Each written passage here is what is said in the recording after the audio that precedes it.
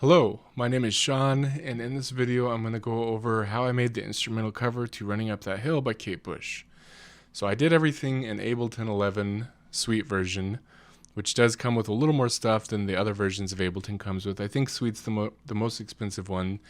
The more affordable options have a few less things, but I think everything I used in here should be available to any version of Live, I think. The first thing that I would like to point out, and this is for pretty much anybody that doesn't do this, I've been using Ableton for a long time. I'm 30, and I think I've been using Ableton since I was 18. I might have been using FL Studio at 18, but I definitely was using Ableton at like 2021. So I've been using Ableton for, I would say probably 10 years at least. And when I was younger, I used to just have really messy projects. My stuff would be all over the place and it would look ugly. It'd be hard to find anything and it really messed up workflow. So I think one of my number one tips for using Ableton is really organizing things. And there's a couple different ways that I like to organize things. One, by buses. So you'll see this is a bus, this is a bus, this is a bus. These things are bussed by usually like one of two things, or one of three things actually. One, where the recording came from. So you'll see like line 2, that's going to be the line 2 input on my audio interface. That's what I use for bass guitar and electric guitar. Keys is going to be, MIDI keyboard inputs. So these things come from the MIDI keyboard. So that's like the first category, is the source. Where did they come from? Another category you can do is by instrument type. So you'll see at the top, even though this is a mixture of audio files and MIDI files, they still all fall under the category of percussion. So I've got drums, bongos, and shaker up here. So that's another way to organize it. And then the third way that I'll organize it, you can see in ARP keys and pads, these are also MIDI files from the keyboard, but the reason I organized them differently is because either I wanted to automate both of them at the same time, or I wanted to process them both at the same time. So it's just kind of like a work-saving or a time-saving workflow type thing.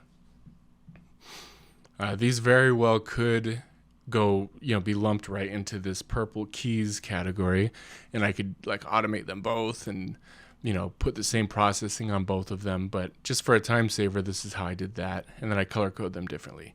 And then my last bus is down here with sweeps. Buses are nice. I'll show you how to make one real quick. So just a MIDI track at the bottom, and then we'll do an audio track. And then what you can do is right click on one of the tracks, say group tracks. Okay. I use like a dark background in Ableton. So it's kind of contrasting. If you use a lighter background, maybe you can color the group to be a darker color, but basically contrast. I like to use contrast. So for me, it'll be like a light gray. So I'll do that, and then I'll name it something, whatever. I'll just put W's there. And then you can drag other tracks into it. And you can click and shift, and you can rename, or not rename, but recolor them into something. You can choose whatever color you like for the tracks. But then everything that you record or put in there now will be that color. See, so I've got this, and then if I, recorded audio, it would be the same thing. It would be a red audio track, kind of like how these are all both orange audio tracks.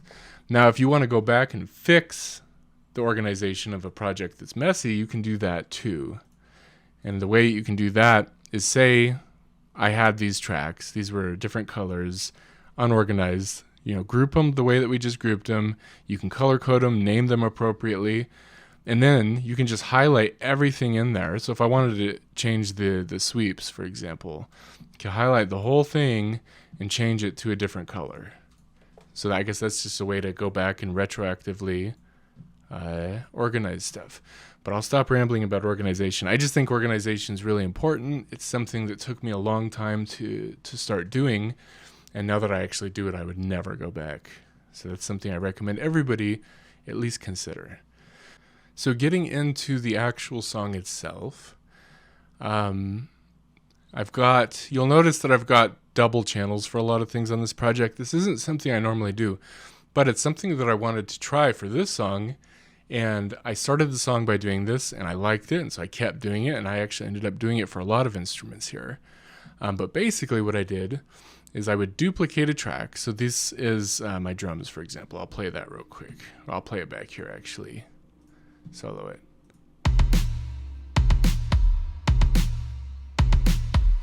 So normally this would be in the middle.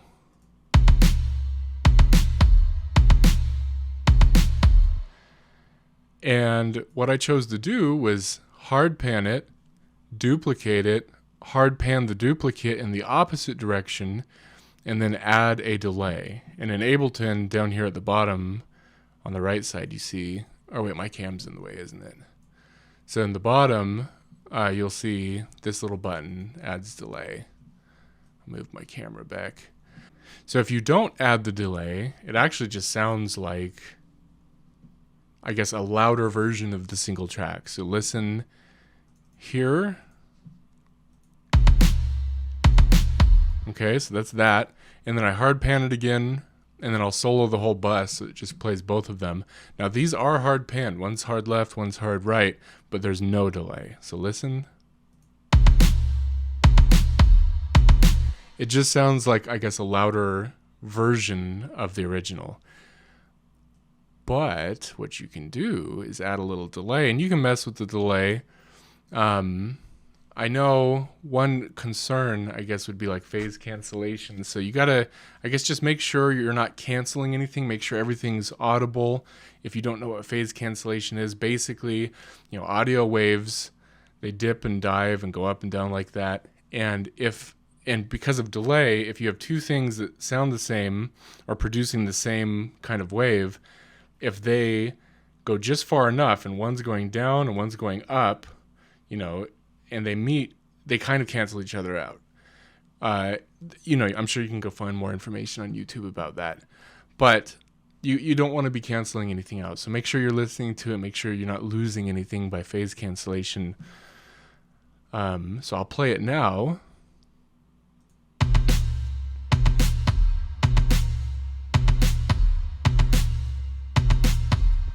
So you see the hard panning and then the delay on one of the sides gives it this really wide feeling. And I really liked that, especially for the drums. I wanted to do that for the drums because in the original song, the drums they're a big part of the song.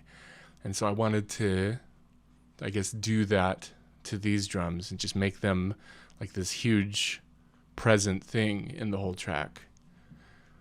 So moving on, I guess staying in the category of drums here, the original song is in threes. The drums are 1, 2, 3, 1, 2, 3, 1, 2, 3, 1, 2, 3.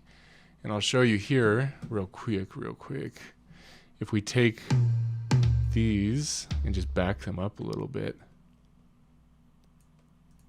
So the original went like this. 1, 2, 3, 1, 2, 3. So it's 1, 2, 3, 1, 2, 3. Each. Oops. You can see they're in pairs of 3. So here we would have like a kick drum and a tom. Oh, that's another thing. I'm using a kick drum and a tom. And then for my snare, I'm using a snare and a tom as well. So there's a tom and then a snare, or actually 2 snares. So 1, 2, 3. 1, 2, 3, 1, 2, 3, 1, 2, 3. It's like that. So it would play like this. That's how the original song went. But I just took out the beginning of the first, and then I took out the second 2 here, and then took out the beginning again. So you see how I kind of changed it a little bit.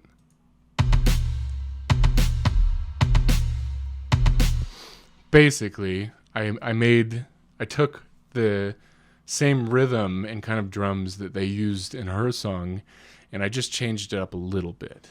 But this is pretty much the same drums as they use in that track, whoever produced that. And then, like I said, I doubled it up. So the bongos, I think, what I did with the bongos, which I thought was cool, I'll go into my automations here. For the bongos, I automated this reverb. So it's 100% wet on the reverb. And then what I did is when I wanted the bongos to kick in, that's actually volume. When I wanted the bongos to kick in, this top bongo right here, I'll make it bigger for you. You can see the reverb is 100% wet at the beginning of like the breakdown, right? So I'll play that.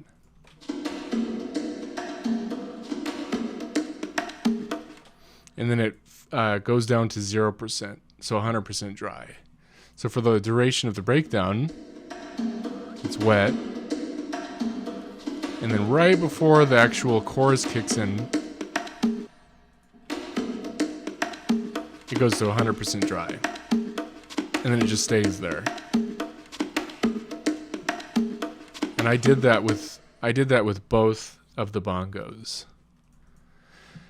So when you play it together, and I automated the volume of the drums, the main drums here, down by like 6 decibels. Yeah, 6 decibels. So they fade out a little bit, not all the way. I tried doing it all the way. It didn't sound good. I didn't like it. So I had to mess with some of these automation values, and I want the drums that have been playing to kind of fade out a little bit, and then I want the bongos to come up. So I automated the volume of the bongos as well. They go from infinite negative decibels to negative 25. So they're coming in from nothing, and then the main drums are going down a little bit. So they kind of cross paths like that. And you just have to mess with stuff like that until you find exactly how you like it. So I'll play this real quick.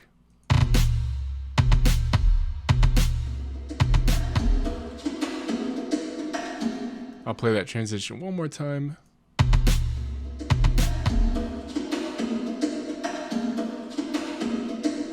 And then down here I've got shaker, which I think I showed you my little shaker, but I just recorded through the mic. And these are the shakers down here. They also fade in from negative infinite decibels.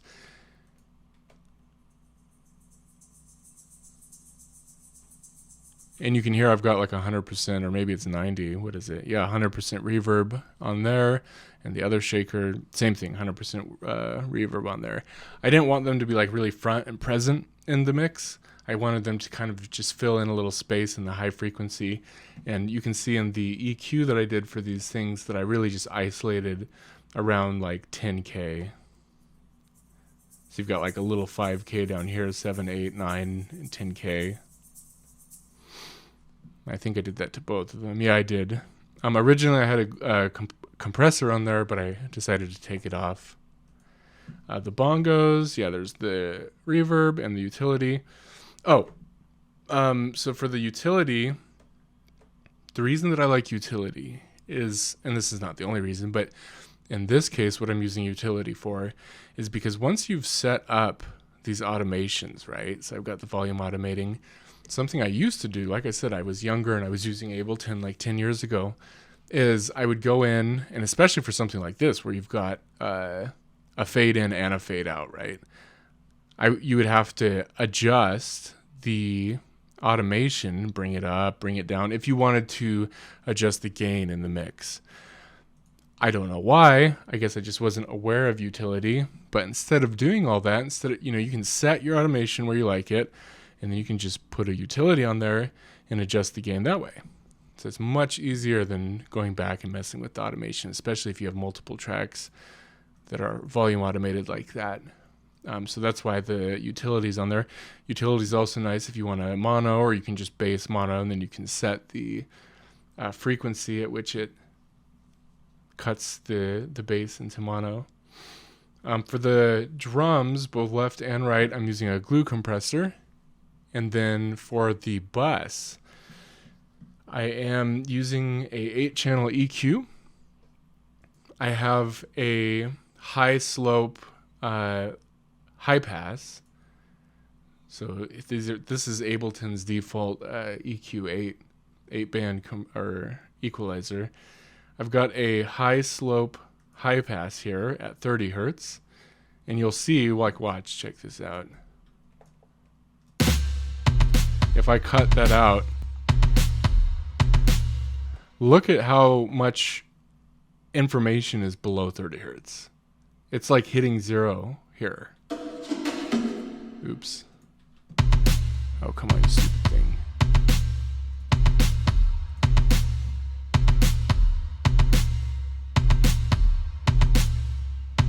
So you see there's like a lot of information there below 30 hertz. But then if I do a cut right there, I'm dramatically taking out a lot of that low frequency stuff that nobody's really listening to anyways. Nobody's appreciating. You know, I think in some cases that it's good to keep some stuff, say around maybe 20 hertz, maybe for like electronic music that's intended to play in a club. But for something like what I'm doing here, people are just going to be listening to it on probably social media or like YouTube or something. Nobody's going to be feeling the 20 hertz frequency out of, you know, massive like club speakers of something I'm doing. And that's something I do with everything.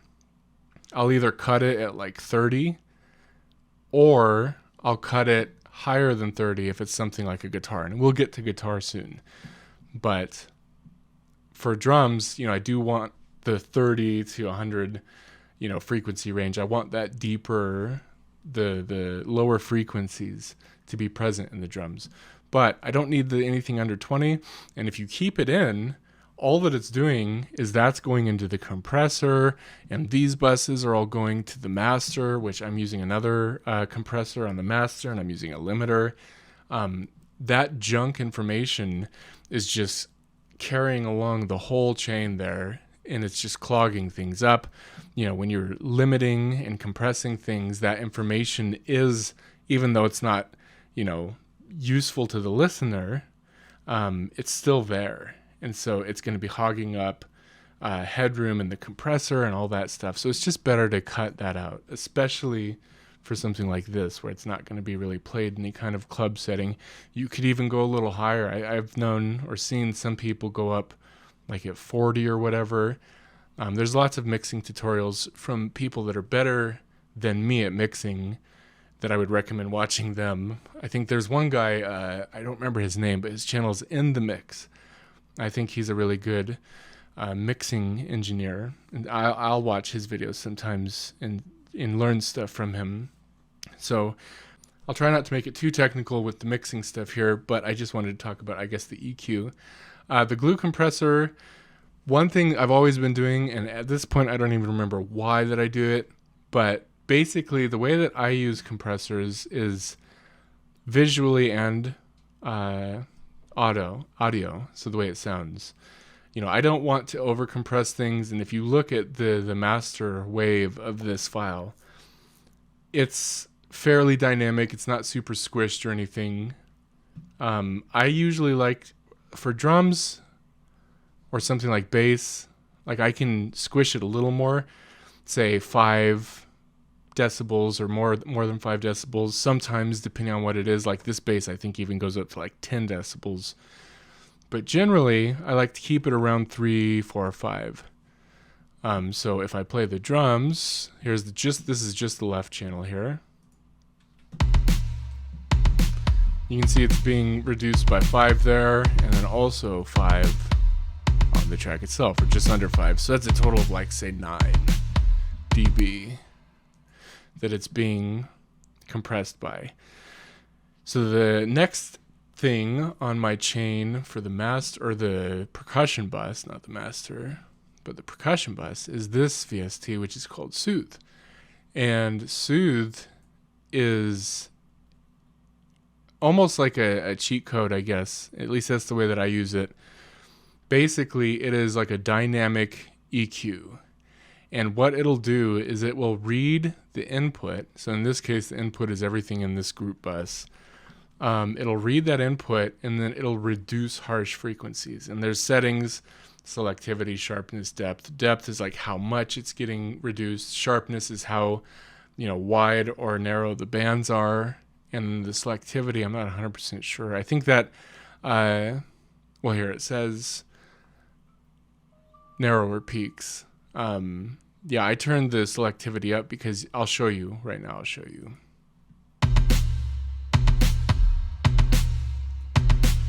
Yeah, when you turn the selectivity down,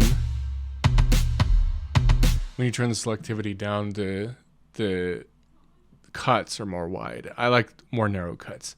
So basically what this is doing is it is on its own deciding what harsh frequencies are, and then it's cutting them out, based on your settings will dictate the attack and release, and then how much is cutting out. But yeah, like I said, it's basically like a cheat code, the way that I use it. I'm sure if I were a better engineer or a better mixer or whatever, I wouldn't need something like this, but I like it because I think it does stuff that otherwise I wouldn't do. And like this button here, Delta, it shows what it's cutting out. It solos that. Like, listen.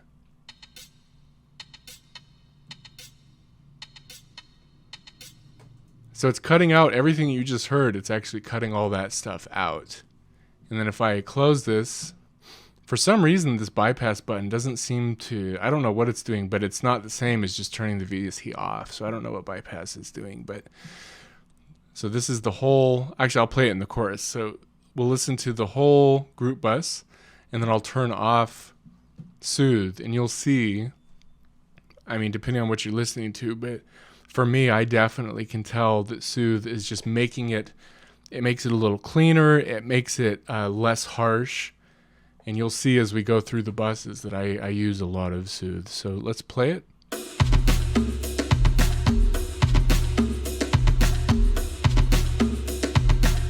So that's with Soothe on. Let's turn it off. And then I'll play it, and then I'll kind of turn it on and off for you. So here, this is off.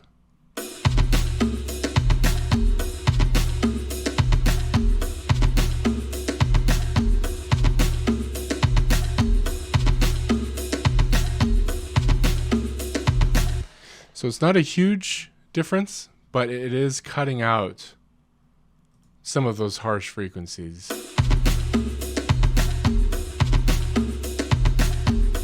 And to me, it just sounds a lot better. It sounds tighter. It sounds nicer. I really like this plugin. It's something that I use a lot. But I guess one rule of thumb I also have is to not really do too much of anything, right? I'm not doing too much EQ over here. I'm not doing a whole lot of compression. I'm not cutting out a whole lot with Soothe. That's kind of a philosophy that I do with this, is that I'm not really that good at this stuff. And so I don't want to make any like dramatic edits to anything or any kind of dramatic processing to anything. And then the last thing I have on here is a reverb. This is just a Ableton's hybrid reverb. 30% wet, and then I have the EQ for the reverb, so it's only playing stuff like around 1K and above. So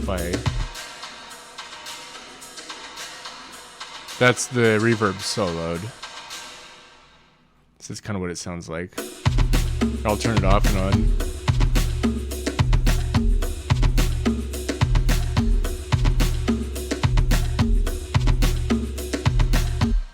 I like the way that sounds. And I guess that's kind of what mixing is, at least if you're doing it personally. If you're doing it as a job, you should probably make sure that it's the way that the customer and the audience likes. But for me, I like the way that sounds. So I think that's pretty much everything with drums. We went over like automation and processing and busing and all that stuff. So I'll go ahead and shrink that because we'll move on to guitar and bass. So with guitar and bass, the first thing that I'll usually put on here is a tuner. This is the bass track right here. And for the bass track, my bass has never been set up professionally. I need to go get it set up professionally. The intonation needs to be adjusted, because if an open string, say like an E string, if it's perfect, and it's just like a couple cents higher low, right, of the perfect pitch. Well, I go down the string and go, say, to like the 9th fret or something. It'll be off a little bit. And I guess in this case, because I'm shifting the pitch up, it'll be 12 cents low. And so what I did with this bass track, because the strings, or I guess the notes that I was playing on this bass for this particular track, I think they ranged from like 15 to 9 cents too low. So I just kind of went in the middle and adjusted the pitch up just a little bit so that it would be closer to in tune. That's a me problem, and I just need to basically get the bass set up. So here's the bass track by itself.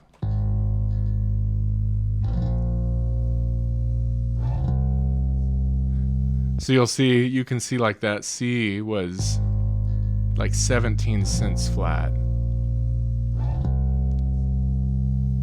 Yeah, look at that. But the A flat was only 9. So I just kind of went in the middle and, made sure that it was just closer to the middle for everything, basically. Normally I do use noise gates for like guitar and bass and stuff like that. But in this case, I chose not to. And instead I just, you don't see it here because I actually consolidated everything. But I'll show you on the end here. This is the end of the bass track. In Ableton, they have these little faders that you can use and you can adjust them and stuff. So I kind of just used the faders. I would chop it up if I needed to. I don't think I needed to for either of these. Yeah, I don't think I needed to do anything, but that is something that I do sometimes. I'll chop it up and fade in and out instead of just using noise gate. Because sometimes you want like the sustain. So in this track, for example, I want this last note to sustain. For the guitar, I want this last, not note, but this is a chord on the guitar. But the last note on the bass and the last chord for the guitar, I want them to sustain, and the noise gate kind of got in the way of that. So for this track, I didn't use the noise gate. As I did with the drums, I've got a compressor here. Also, I have oversampling on. Eats up more power, but it's just better that way. Same thing with the EQs. If you have, I guess, a little bit of a weaker PC, you can keep those things off while you're working on it. Probably want to turn them on before you export, though. And then again, same thing, utilities on here. In this case, it was just to make sure it was in mono, which it was in mono anyways. It was recorded in mono, so I don't know why I did that. But, or maybe I did just use it to just gain. I think maybe I had some automations on here. I don't remember. I started this project like a few weeks ago. So maybe I had some automations, but then consolidated it and took automations off or whatever. I don't know. Yeah, and then this is a bass preset. I've done a little bit more editing, fine editing to it, but this started as a bass preset EQ in Ableton. So that's the bass. And then for the guitar, I've got the same thing. Like the bass, I start it with the tuner, make sure everything's in tune. Gate, in this case it's off. Like I said before, it was sustain. Oversampling, compressor. And like with the bass, I think it's compressing by like 10 dBs or so. Let's see.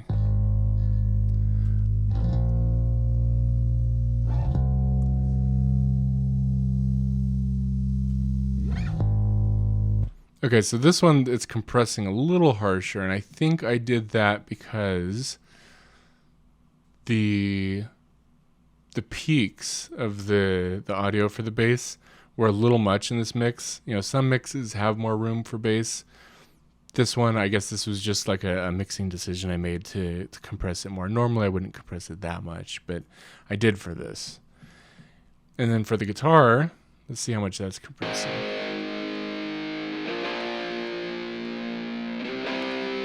Okay, so this is compressing, under 10 decibels. So the way that I do it is put the tuner, gate, compressor. I put those things before the amp. So this is an amp sim that I like to use. This is Amplitude 5. And I think it's like $100. But I really like this amp sim, and I prefer using amp sims over real amps. I actually haven't bought a real amp in a long time, because for me, this is just the way that I prefer to play guitar, is through amp sims. There's so much stuff that you can do with amp sims. that I just don't want to do with a physical amp, you know, especially when most of the stuff that I do is recording anyways. I don't do any like live performance or anything like that where an amp really would shine over this. But so this is Amplitude 5. You know, there's tutorials out there for this kind of stuff. That's not what this video is, but that's what I use for an amp sim. And then this is, again, a Ableton like preset EQ that I've done some adjusting to. I cut everything under 200 hertz, and you'll see it sounds really wimpy alone.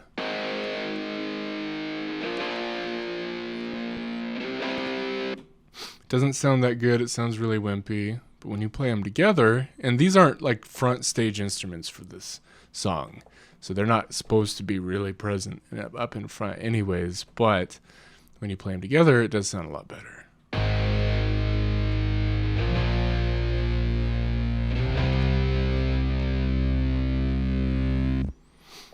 And then for the group processing, we do, again, a low cut at 30 hertz. And I probably do this too much. You probably don't need to do it as much as me, because I think I did it here. Yeah, I have a low cut here at 30 hertz, and then I have another one on the group bus, and then another one on the master track. But you probably don't need to do it all that much. But for me, I do just put them there because they don't take a lot of processing power, and I'm trying to get rid of those, you know, really low frequencies that are taking up headroom in these compressors. And you'll notice that I put them before the compressors for that reason. I'm trying to get rid of that stuff so I can compress what matters more and gain more headspace, right? So for the compressor on both of them, on the group bus, you know, it's just doing like 2-3 decibels. This is a very light compression, or jumping up to 5 in some cases. And then same thing, soothe. Like I said, it's a crutch for me. That's how I use it. So moving on, the next thing we have is the keys. So for the keys, the main thing, if you listen to the song, hopefully you listened to the song, and hopefully you enjoyed it, but the main thing is just going to be this piano. And the piano is just simply a grand piano instrument from Ableton. I like this one. It's got like velocity, tone, brightness, attack and release, reverb, and then glue, which I don't use the glue. I guess I'm not sure, is that supposed to be in a master anyways, whatever. Here I've got a glue compressor. This has no effect on my actual glue compressor. The compressor in this case, same thing. Pretty light compression. I guess that's getting like up to 5. Then I have these little settings. This is kind of a long release. Semi-long. For this song, that was appropriate. I like the way that sounded. So for the piano part in this song, I'm not sure if people want to know what the how it goes. I guess I'll do that really quick. You can fast forward if you're not interested in this part. But basically, the chords are going to be a G sharp, a C, and a D sharp is the first chord. Let's see. Let me unplug this real quick. See if I can get this thing working.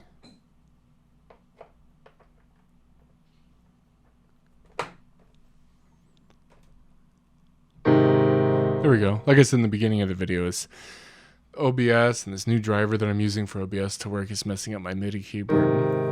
But anyway, so it's, yeah, G sharp, C, and D sharp into an A sharp, D, and F, into a C, D sharp, G. So those are like the 3 chords of the, pretty much the whole song. There's a few more chords in here. Maybe I'll just like open the MIDI file and you can like look at it and pause it. And then the melody, you can see here, I'll zoom in a little bit. You can pause and just see. But yeah, you can see this is a D sharp into an A sharp into a G. It sounds like. And I lost my MIDI. I guess that's a sign to move on.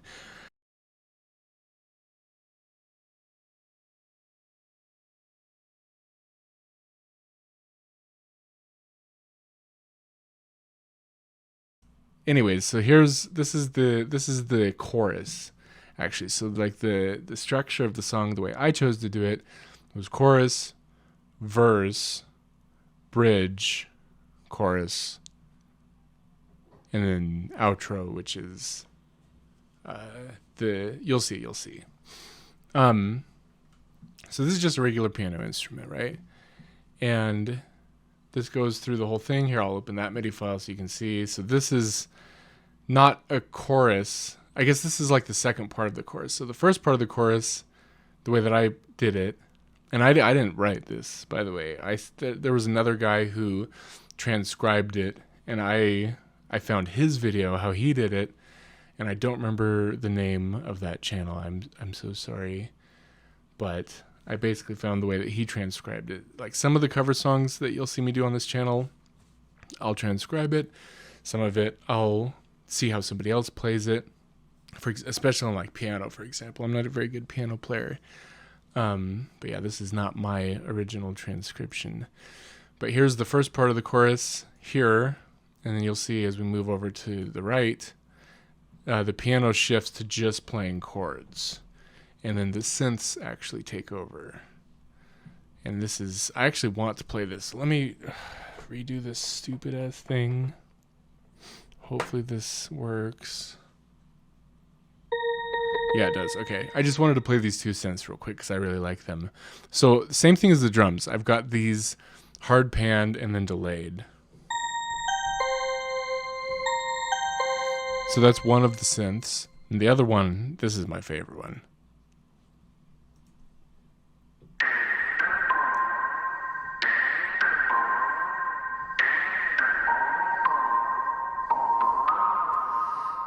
I think that synth sounds awesome. That's like a submarine sonar or something. It's like a super cool synth. These are both in Ableton. This one's called Copatop, and then the first one was called The Fear of Tears, which I think is a spin-off of the band's name. Tears for Fears or Fears for Tears. Anyways, those are the synths. So they take over in the second part of like this chorus, and they start playing that. That part is the MIDI keyboard not. They start playing that part. So I'll open those so you can kind of screenshot the MIDI if you want. Okay, so moving on to the verse part.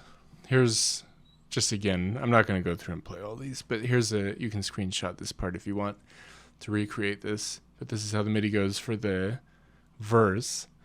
And then the synths, what they're doing is they're just playing chords in the background. So I'll solo and play this actually.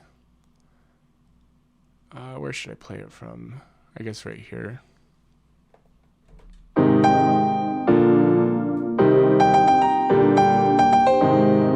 So here, I'll take out the piano real quick.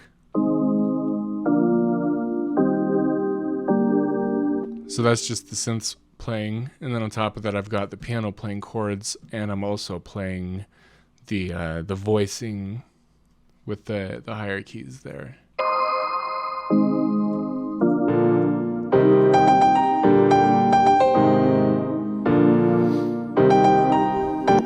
So something I'll do, and it depends, like for this one, I did play all the melody of what she sings, and I think I just kept it that way. I don't think I changed much. I might have changed some of the timing, but what I'll do, especially with like a MIDI keyboard when I'm playing, because I'm not that good of a player, is I'll go in and like, if like this first chord, for example, you see this is playing early, you could drag these to be perfect. Now I don't do it too much because I do want it to sound a little human, but because I'm not a great player, I will do some editing. Like you'll see on these notes, I think these are like perfect. Yeah. So like the melody for her singing is perfect. And then I also you can adjust like the velocity of stuff. So I adjusted the velocity so it would be 100%, 100 velocity. So it'd be front and center, I don't think I did that with this because it's the only thing playing. Yeah, I kept the velocity kind of weird here. But when other instruments kick in, I'll, maybe edit the velocity and make it hit a little harder, or maybe I need to adjust the timing of the notes, if I mess something up. But that's a me thing, not an everybody thing, because I'm not that good. So anyways, so we got the verse playing, goes to the bridge, and this is where the drums have that little reverb breakdown thing. That's actually one of my favorite parts of the whole track right here. I'll just play it real quick.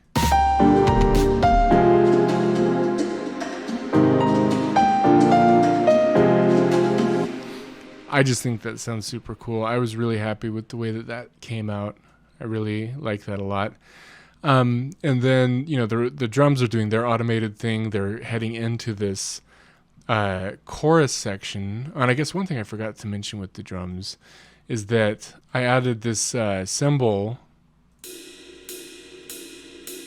just be kind of hitting on beat there, and that plays on both the left and the right. Anyways, I guess I just forgot to say that earlier. So for the chorus here, I'm just basically copy and pasting the intro, which was the chorus anyways, over here. The synths are just playing chords, just the 3 chords that I showed you earlier. And then right here, I put a violin sample. I really like the orchestral samples that come with Ableton's suite. Where is it? Orchestral. Yeah, there's like all these orchestral samples. I use them quite a bit. They sound really good. I really like them a lot. But that's what that is. It's an orchestral sample from Ableton. And then I didn't do much processing to this. I just kind of did a low cut at 200. I don't know if I talked about it in the guitar part or not, but watch, check this out. So this is the violin playing with the EQ cut. So focus on this right here.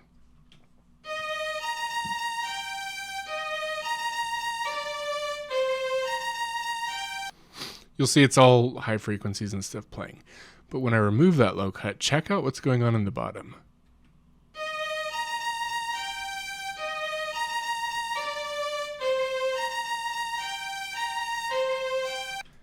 Look at all that junk.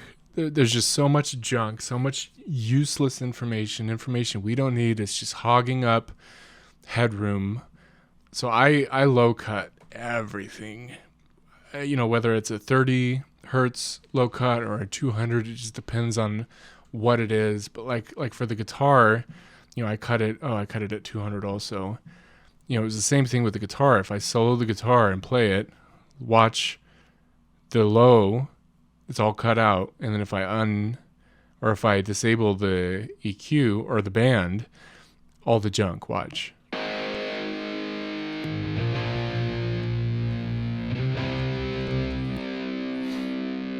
So it's just, that's what it is for every instrument, really. Like everything, pretty much low cutting everything.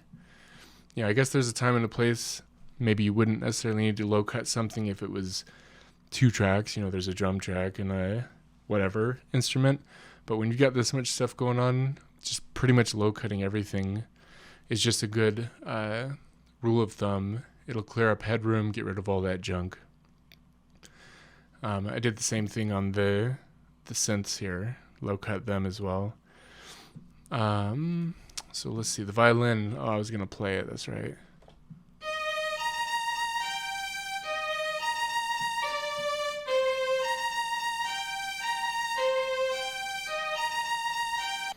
Now, I don't play violin. I want to. I was looking at violins actually not that long ago. I do want to play violin someday, but I don't today. And I wanted a violin there, so I used the samples from Ableton here.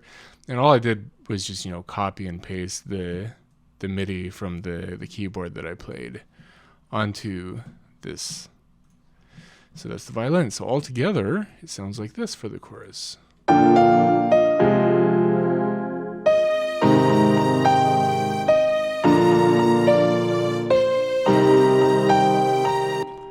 And you'll see for the synths that I did the same thing. Hard pan one, hard pan the other, and then put a slight delay on one of them. I guess one thing that if you're going to replicate that, if you're going to be doing something like that, one thing to know is that whichever one is delayed will sound a little quieter.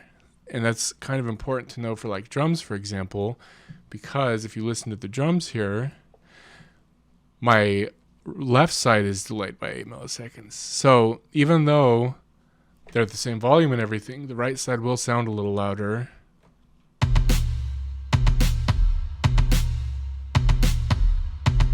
And I guess you can even kind of see it in the meter here. And if I put this up to 8 milliseconds and the other one to 0, it'll flip. That's just the way it goes. So it's something you just need to keep in mind if you're going to be doing something like that. It'll be a little dominant to the side that hits first. So for this, let's see, is there anything else to talk about? Oh, there's the outro. I'll open the MIDI for that if you want to see the MIDI for that. I think I've shown you the MIDI for everything. But this outro is basically just the second part of the chorus that the synths are playing. But instead of playing on the synths, I played it on the keyboard or the piano sampler. So that's that. And then group processing, same old stuff. I decided to deactivate the glue compressor, I guess, for whatever reason. The EQ, just doing another low cut, just once again getting rid of the junk. If you're going to be doing that, you're going to be low cutting everything, especially like low cutting it on the instrument track and then doing it again on the group bus. Just A/B it, you know what I mean? Like listen to it, turn it off, keep listening to your tracks, turn it back on, make sure that you're doing good things. Don't just do it to do it. Make sure that it's good. It looks like for the group bus that I used a mid-side mode on Ableton's EQ8. So for this, you can actually EQ the middle differently than you EQ the sides. And I was going to get into that on the master, but I guess I did that on this as well. So basically all you're going to do there is you're going to be affecting each, so the middle stereo image and then the sides differently with different EQ cuts and boosts and whatever. And then once again, soothe to, of course, soothe to. Okay, so the next thing is ARP keys, arpeggiated keys. Basically, what I did for these was I took the chord progression, the same one that I showed you earlier, and then I doubled it up on top of each other. So I raised it by an octave.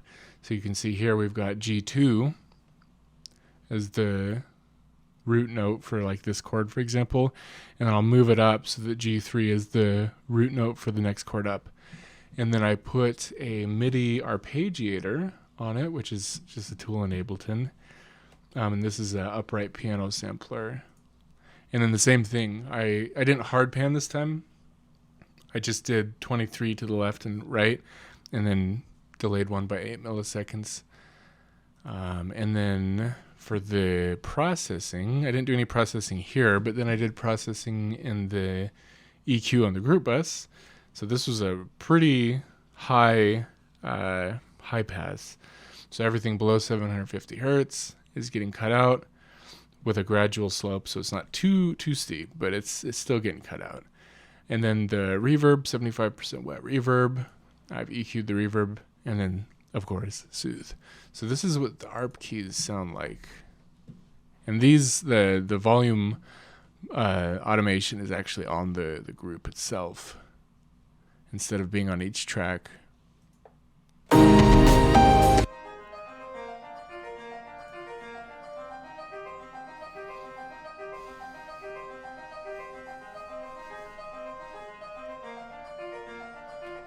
So I like that. I like the way they sounded. I think I had a utility on here at one point to turn it up and down. So I'll actually show you that in action real quick. So the utility is going to be in audio effects. Drag a utility on there. So I'm going to play the whole mix, and then you'll see that I can keep the automation exactly. I don't need to mess with automation at all. The automation's right where I like it. But then I can adjust the gain in the mix by using utility. So I'll show you real quick.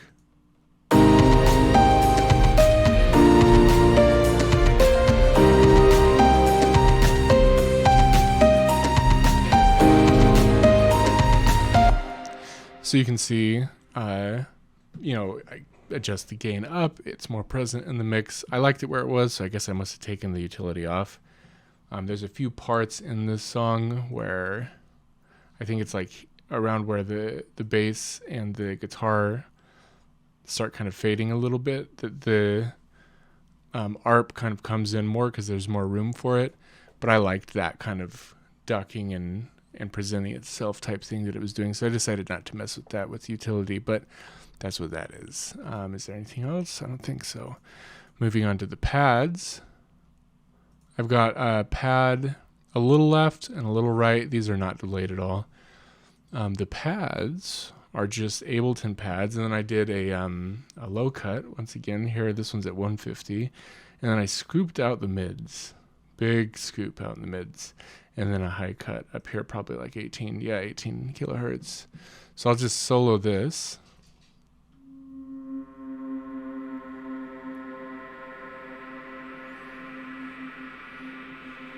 So this one's called Swallow Shadows. It's just a preset in Ableton, and I'll do that. I'll just find a preset that I like for whatever I'm working on and do it. This one's called Aurora Pad 2. This is the right one.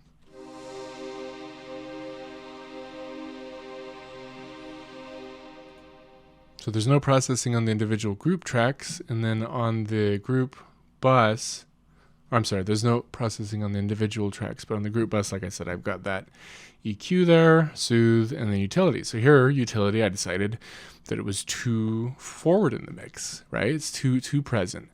But I've got this automation going on the bus track that I didn't really want to mess with. So I just put a utility on there and adjust the gain, turned it down a little bit. So here they are together.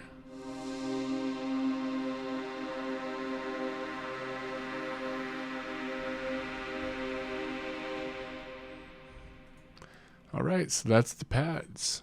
And then the last group here is the sweeps. So this was a much longer sample, and I cut it and I edited the sample a little bit to fit my needs, but it was a much longer sample. But basically, after editing the sample itself, I just put a reverb on both of them. For this one, I guess I decided to put a reverb on both of them. You could do the same thing by just putting it on the bus. So I must have put the reverb on it when it was centered and then duplicated it, and it just kept the reverb like that. But then I put a delay on this to give it, because it's the same sound. Now, the thing about the delaying, if you have two different sounds and hard pan them, that's fine. Like you'll see, I do that with guitar a lot in Amplitube. I'll have two different cabs here. So this is cab 1, it's recording this. Cab 2 is recording this. So this amp is being fed into this cabinet. And then I'll hard pan, you'll see cab 1, hard pan left, cab 2, hard pan right. If you have two different sounds, then it's fine. You don't need to delay them. But if you have two of the same sounds, like in the drums, that's the same sounds. That's the same drum rack, same drum samples being played. Then you do have to add the delay if you want to separate them to give it that chorus effect. But if you have two different sounds, you don't need to do all that.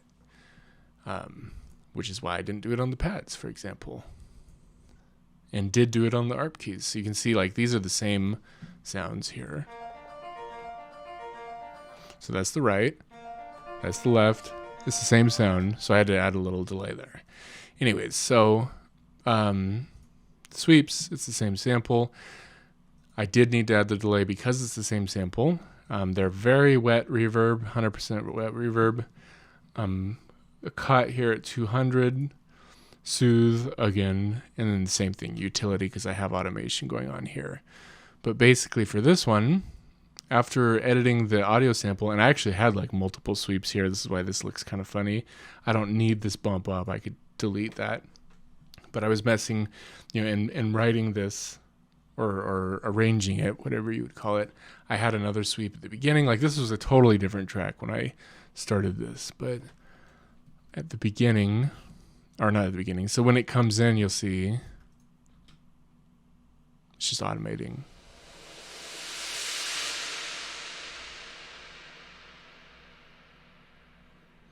So I really like that build up, the release, but then because it has the reverb, it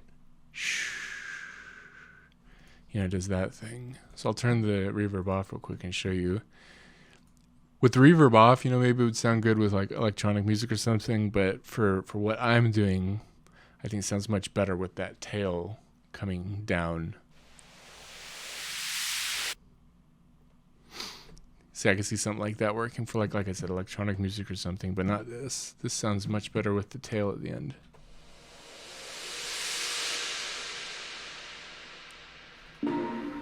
Okay, so that's all the group buses. I have these reverb and delay sends. I do use these on some tracks. These are just like the default settings that I have. I actually have a template, which I guess is another thing. If you've made it this far, hopefully some people have, but if you've made it this far and made it through my rambling, something else I should have said in the beginning of the video is if you're going to be using, digital audio workstation and having all your organization, make a template. So my template has like the group percussion bus already set up. It has the line 2 bus set up. It has the keys, MIDI keys bus all set up. Those things are set up. They've got a few effects on them. They're not on. I have the effects off, but like the compression and soothe and all that stuff, it's off, but it's there. And it's in order. Everything's like set up, so I'm just ready to go. So that's what this is. That's what these settings are. These are all set up for my template. But yeah, these are the reverb and delay sends, which I didn't use for this track, so I guess we won't talk about those. So for the master track. I normally don't do this on a master, but for this master, because of using that chorusing effect, right, the delay and hard panning, I ended up with a lot of bass because those drums, I didn't low cut the drums, or I didn't high pass the drums at like 200 hertz. I did it at 30 hertz. So there's a lot of like 30, 40, 50, 60 hertz information being sent to this master that's in the sides of the stereo field. And so what I did with the EQ on this one, normally I would just have like a stereo EQ like that. But for this one, what I chose to do, because I did this whole chorusing thing, was use a mid-side mode on the EQ. And I just did a low cut at like 80 hertz. Just get rid of some of that deeper bass out of the very far edges of the stereo image. And then I boosted the highs a little bit on both the mid and the side. It sounded a little dull and a little flat to me. Well, not just to me. Actually, I'll get to that in this last thing on my chain. I'll get to that. But the next thing that I have after the EQ is the multiband dynamics, which I don't know, you could use them, maybe a better mixer than me would be using them on the group buses, but I just put it on the master. On the group buses, I'll put like a glue compressor or something, but then the master, I'll do the multiband compressor. And just adjusting the threshold, it's a very low ratio, 1.23 ratio, really low. Maybe you could use a 1-to-2 ratio, but mine's just like 1 to 1.23. You could use 1 to 1.5 or whatever. But you'll see, I'll play it, but you'll see I'll play the whole thing in the chorus, which is the loudest part. That's where you really want to test, I guess, the compression is the loudest part of your song. But you'll see that each band is only being compressed by like 3.5 decibels. It's not a whole lot of compression.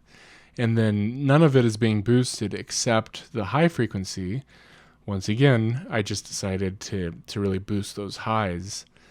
And I'll show you why I decided to boost those highs in just a minute. But so here it is playing, and you'll see that it's only being, reduced by like 3.5 decibels.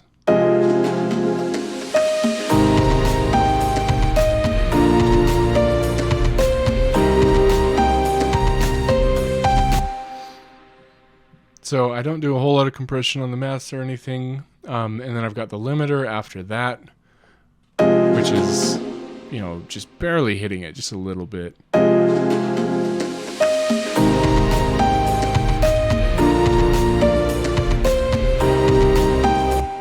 We saw one spike there It was, I don't know, maybe 4 decibels or something, but for the most part, it's not hitting it too hard. I've got my look ahead at 6 milliseconds, and then my ceiling's at -1. I do a -1 ceiling. I used to do a higher, like negative, I think the default is -0.3. But I bumped it down to 1 because somebody better than me suggested doing that. And he had reasons at the times, and they were apparently good enough reasons that I just set my template that I start projects from with a -1 ceiling. Same thing on this. This is a plugin, Loud Max. It's just like a loudness maximizer. A long time ago, I used to use Ozone.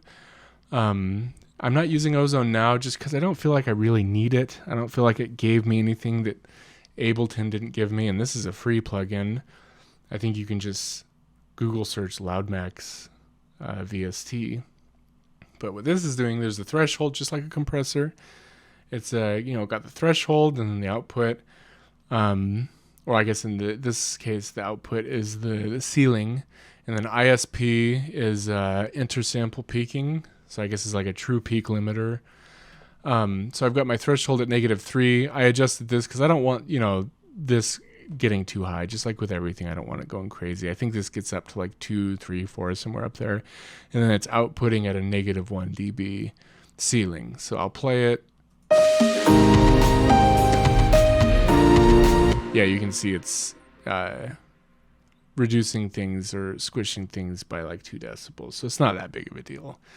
But this in conjunction with a limiter gets me kind of that loudness and that fullness. It brings everything up. You don't want your mix being too quiet. Now this is the last thing on my chain. And this is like one of my favorite plugins that I use. It's called Metric AB. I don't remember exactly where I got it. Oh, Plugin Alliance. It says right there at the bottom. So this is Plugin Alliance. I think it was like $30.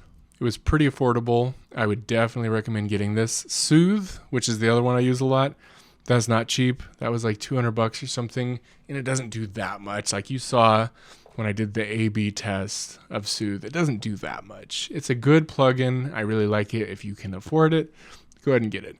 But this one, if you can scrounge up $30, I think that's how much this one was. But if you can come up with the money to buy this one, definitely buy this one. And I'll show you why.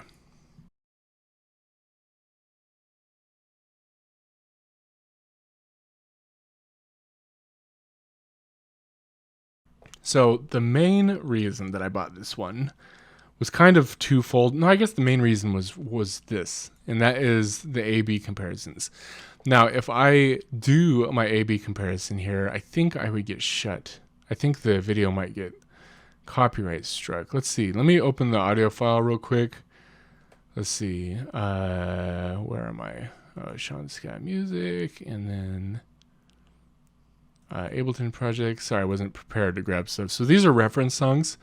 These are like commercially released reference songs for different reasons. There's some AC/DC stuff in here. There's some jazz stuff, Hans Zimmerman. These are all lossless files. There's a lot of pop music, Deadmau5, Daft Punk. There's country. So I've got a lot of different like reference material in here, and that's a whole nother thing that I'm sure somebody smarter than me could explain. But basically the idea is when you're producing a track, you want to compare it to something. First, I guess we have our studio monitors. I'm wearing Bear Dynamic DT770 Pro headphones right now, and then I've got a pair of studio monitor speakers up on stands to the left and right of my monitor or my computer monitor. Now those are like my ears, right? But your brain does kind of play tricks on you. It gets used to things, if the mix is too bright or if it's too dark. Your brain can kind of get used to that, especially if you're sitting there listening to it a lot. So it's good to use reference material. And so, like, let's see, is there any stuff in here that I wouldn't get copyright struck from? Probably not. You know what? Let's see. Trying to think which one of these is least likely to copyright strike me. They probably all will. Screw it. I'm not going to open anything. I'll just play it, and if the bot catches the audio, whatever. I guess I'm not making money on this, which I probably wasn't anyways, because I got, I don't really have any like viewership anyways. So it's not a big deal. But I will show you when you play the song in your DAW, you'll see the playback thing in this starts playing. So when you press play in your DAW, right now I'm on A. This is blue and it's A. If I switch to B, it's orange, which is indicating that I'm listening to my reference track. So go back to A, blue, it's my DAW. B, it's my reference material. So when I press play in my DAW, it'll actually be playing this in the background, and I can go A, B, A, B, A, B. I can listen to them. Now, these are commercially produced records. This is Attention by Charlie Puth. It's not really somebody that I listen to, but it's a commercial release. A lot of money went into that release. He's a famous musician. Same thing with this, Dua Lipa. My wife listens to Dua Lipa. But this is a big commercial release by her. And then Weekend, big commercial release. So these are just references. And basically the idea is, with this plugin, it's the last thing in the chain. You're listening to the final product of your mix, and you're just comparing it, to the these other commercial releases. And you can go back and pause on my file explorer there if you want to see some of the artists that I chose, but pop artists, anything where a lot of money went into, and then listen to the mix, make sure it's something that you think sounds good. There's also I forget the guy's name. He's like a big name mastering engineer. He has a Bob Katz. Is it Bob Katz? I think it's Bob Katz. So if you search Bob Katz reference material, he has on his website like a bunch of reference material that he recommends. Like, for example, you saw on my list, there's a Back in Black album by AC/DC. That was on his list of reference material. So if you're producing like a rock song or anything that sounds like AC/DC, you can listen to that and get an idea of where the bass is, where the drums are, where the high frequencies are, where the middle frequencies are, where things are in the stereo space, where all that. Basically it's just you're listening to something that was produced by somebody that's probably a lot better than you, or a team of people that are a lot better than you. And you're basically just it's like watching Bob Ross paint, right? He's a great painter. I'm not a great painter. So I'll watch his video and follow along what he's doing. It's kind of like that. So again, I'm rambling a ton here, but this is probably the best thing that I use, is this AB plugin. And maybe there's other ones, I don't know, but this is a good one for sure. It's also got a spectrum analyzer, which is, the frequency spectrum, stereo imaging analyzer, a dynamic analyzer, and there's like some presets, or not presets, but targets that you can meet, and it'll show you is the dynamics really squashed? I'll show you on mine.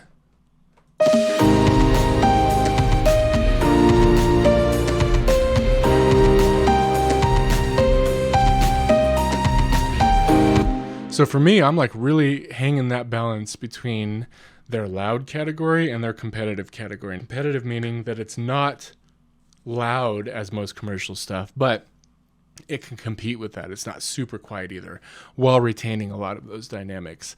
So mine is kind of bouncing there between being dynamic and being into their loud category. If I played one of these, I guess I just will.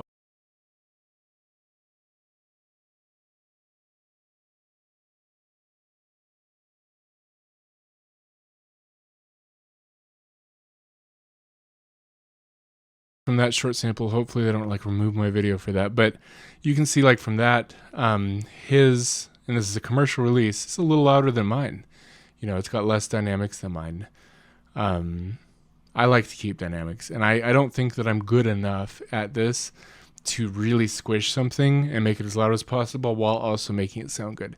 So I squish it just as much as I'm comfortable squishing it, make it loud enough, and then call it good and don't try to do it anymore. You'll see my track, I'll play in a second, but so this is a loudness meter. I like to set a target for -10 LUFS. I know some people recommend what is it? Spotify says 14. Yeah, -14. Oops, I didn't mean to hit that. Spotify recommends -14 with a decibel or two of headroom, so your ceiling being 1 or 2 negative dB. I don't really care about Spotify, and I'm not really putting stuff on Spotify. So mine I set at negative 10. I think 10 is a good balance between a lot of stuff. Like you'll see like Michael Jackson music. I've got some Michael Jackson music as reference material, and then this Charlie Puth. I don't know how to say his name. Dua Lipa, Weekend. These things are going to be playing at, well, let's just see.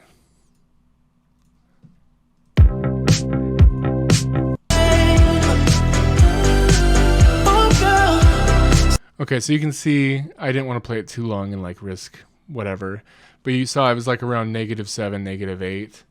I think some of these other songs, this one I think is even louder. So I'll play it like here.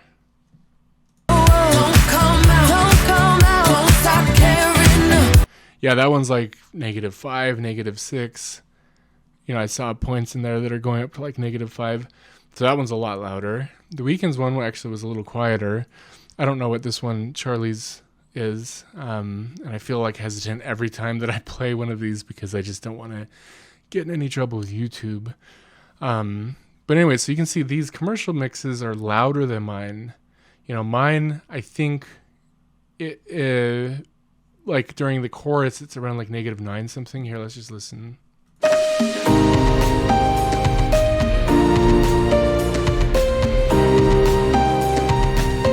So you can see there's some peaks in there. If you're looking at the momentary, it gets up. I saw like a -7 in there, but the short term stays lower and the integrated stays lower. So overall, it is more dynamic. It's quieter.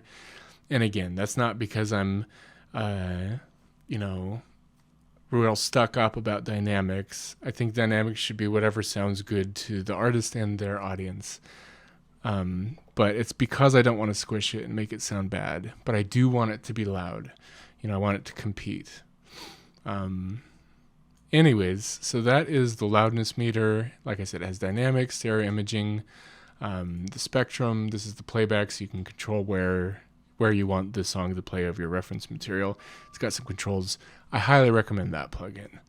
But that is everything. So then I just, you know, export it.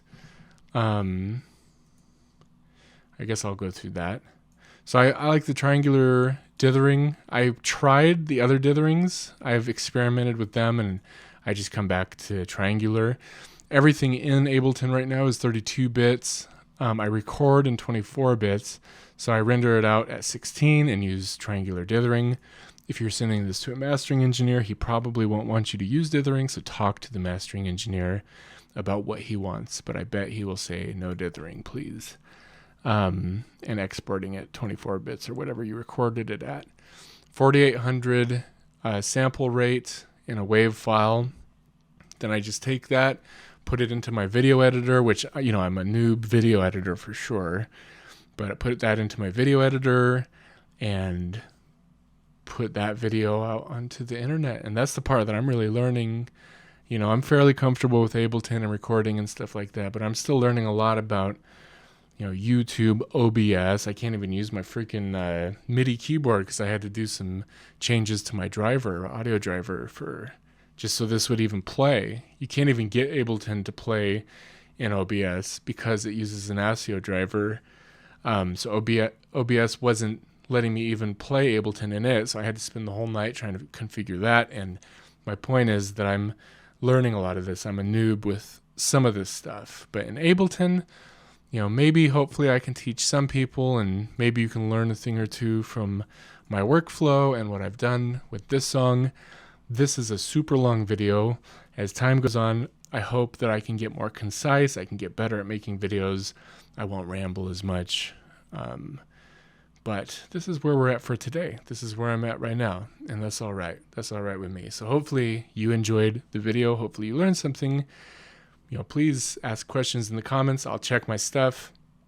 You know, I'll respond. But other than that, have a great day, and I really appreciate you watching. Thank you.